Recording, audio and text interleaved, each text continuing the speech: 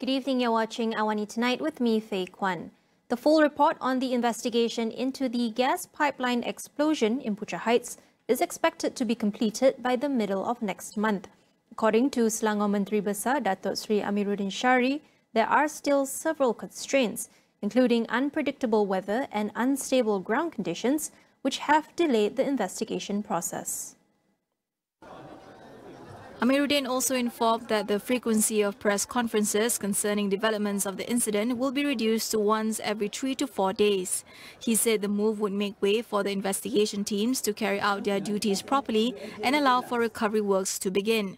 Amiruddin also stated that 87 families had registered with the housing options offered by the state government, such as rental houses and Airbnb homestays. Meanwhile, 1,402 individuals, including volunteers, would be involved in the mega cleanup being organised by the Subang Jaya City Council for 2 days starting tomorrow at residential areas affected by the disaster. Jadi esok banyak penumpuan juga kita buat dengan jentera, sukarela dan sebagainya.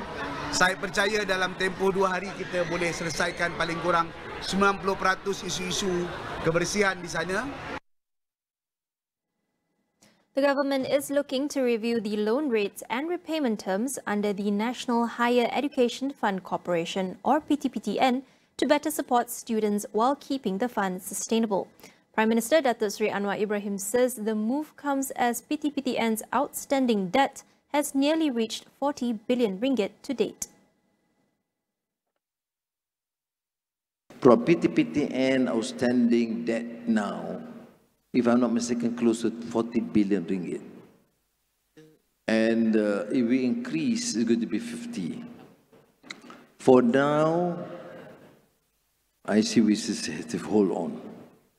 We'll help probably students in terms of their needs, but I think we have to have this courage to revise. I reiterate my earlier point that we can resolve this if we do, for example, tax the very rich. I mean, those parents who are very rich should pay. Then at least we can transfer that to the poorer students. Individuals found guilty of littering offences will soon be required to perform mandatory community service while wearing a designated green uniform. Housing and Local Government Minister Nga Khaw Meng says the plan has been tabled in Parliament and is expected to be passed in the upcoming Dewan Rakyat session in June or July. Khaw Meng added that failure to carry out this punishment under court jurisdiction may result in imprisonment. He also noted that courts will have the power to impose fines ranging from 2,000 to 100,000 ringgit. Khaw Meng stressed that for Malaysia to become a developed nation, its citizens must have a first-class mindset and that there will be no compromise on the issue of public cleanliness.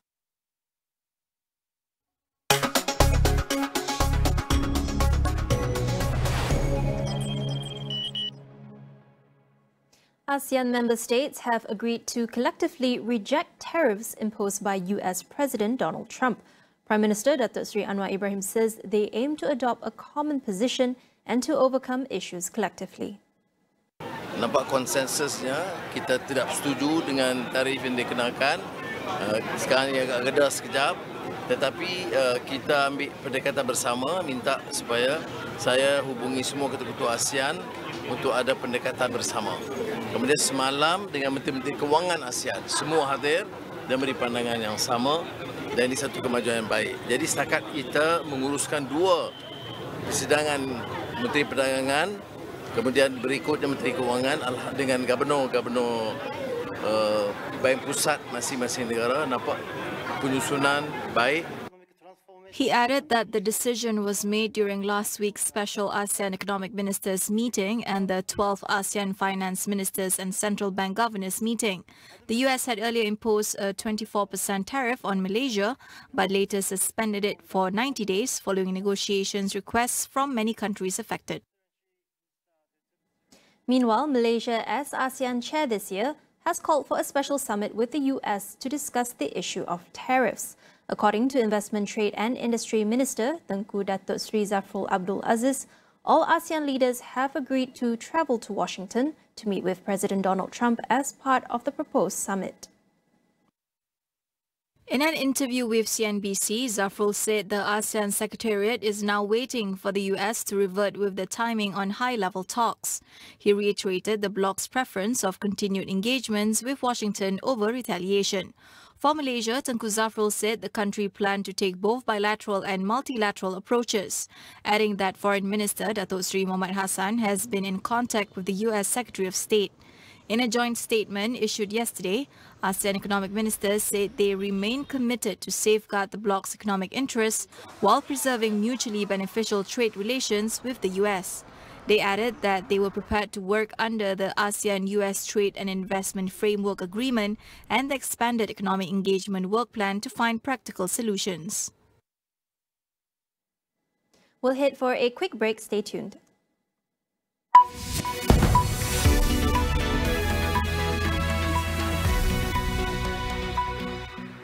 Dah cuba elak panas terik, tapi kulit kepala masih gatal dan berminyak. Mungkin ia kelemomo. Gunalah Head & Shoulders. Berkesan menghapuskan kelemomo sehingga 100% bebas kelemomo.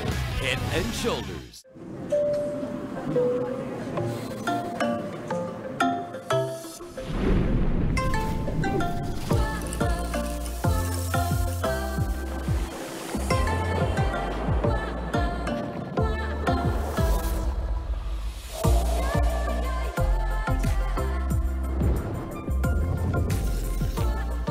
Maggi Curry.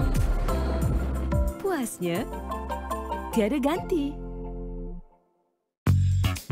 Kerap menggaru kulit kepala disebabkan kelomomor, masalahnya lebih mendalam. Gunalah Head & Shoulders menembusi 5 lapisan untuk membasmi kelomomor dan kegatalan. Bebas kelomomor sehingga 100%. Head & Shoulders diuji secara dermatologi.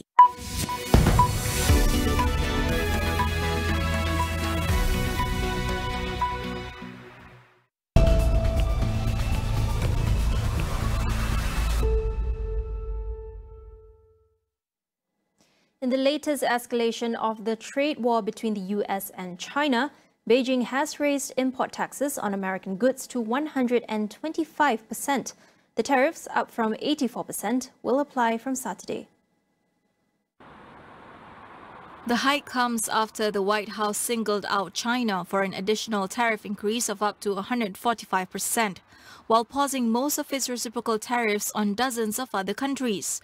Announcing China's latest decision, Beijing's finance ministry slammed Washington's tariffs as bullying, coercion, and a violation of international and economic trade rules. The ministry said the repeated tariff hikes on China have turned into a numbers game with little real economic value. It added that China would ignore further tariff hikes by the US because American goods would no longer make economic sense for importers. Separately, China's mission to the World Trade Organization said it had filed an additional complaint to the trade body over US tariffs. Donald Trump is facing accusations of market manipulation, with Democrat lawmakers calling an investigation into the US president. The allegations come after Trump posted on social media that it was a great time to buy stocks, just hours before making a dramatic U-turn in imposing global tariffs. Trump's announcement of a 90-day pause on additional trade tariffs for most countries except China saw share indexes soaring worldwide, triggering a market rally. The S&P 500 index closed up over 9%, while Nasdaq surged more than 12%. Stocks also continued to rise in Asia and Europe, with Japan's Nikkei index up by 9%. In response to the timing of Trump's social media posts and subsequent huge share jumps, New York Democratic Representative Alexandria Ocasio-Cortez called for all members of Congress to disclose stocks they purchased in the last 24 hours. Democratic Senator Adam Schiff also called for a formal inquiry into potential insider trading. In other news, 6 people, including 3 children, have died after a helicopter crashed into the Hudson River in New York. The victims were a family of 5 from Spain and their American pilot. Footage showed the Bell 206 helicopter spinning out of control before hitting the water near the George Washington Bridge. Witnesses reported debris falling from the sky and described the crash as sounding like thunder. 4 of the victims were pronounced dead on scene, while 2 others were declared dead after being brought to hospital. According to the Federal Aviation Administration, the National Transportation Safety Board has now opened an investigation into the cause of the crash. Fatu, the world's oldest living female gorilla, is celebrating her 68th birthday at the Berlin Zoo. She is presented with a basket of fruit and vegetables ahead of her birthday, which falls on Sunday. Fatu was born in 1957 and came to the zoo in 1959 at the age of 2. She lives in her own enclosure apart from the zoo's 5 more energetic gorillas who range in age from 4 to 39. Zookeeper Andre Schulz said Fatu is doing very well for her age, though she needs a more refined diet. Fatu became the zoo's oldest resident last year following the death of Ingo the flamingo that is believed to be at least 75 years old. More than 122,000 Year 1 students were identified last year as still struggling with basic reading, writing and counting. Hani Nuraini Zaini, a Taylor's University student and volunteer with Project Baca Baca, shares existing gaps in Malaysia's literacy ecosystem. I noticed that the literacy ecosystem is still very, quite fragmented and unequal. Because there are still big gaps that we have to fill in. Since I am from Sarawak, and I also have taught privately the underserved children in Sarawak. And for example, the students that I taught, we encountered a word, for example, train. So they couldn't understand, and after that they seemed to not be interested, because in Miri particularly we do not have train. So I think that it is important to fill this fragment to make the materials particularly to be more inclusive for the students, so that when they can connect, they are able to read better.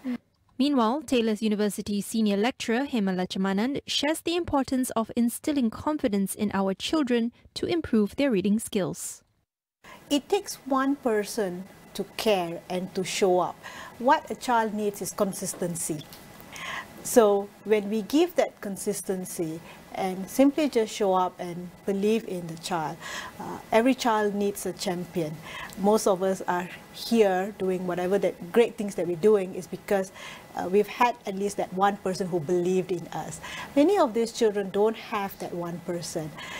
So through Project Baca Baca, what we give is not just reading skill, but also a hope and belief that you're not clever, you can do this, and I'm here to do it with you.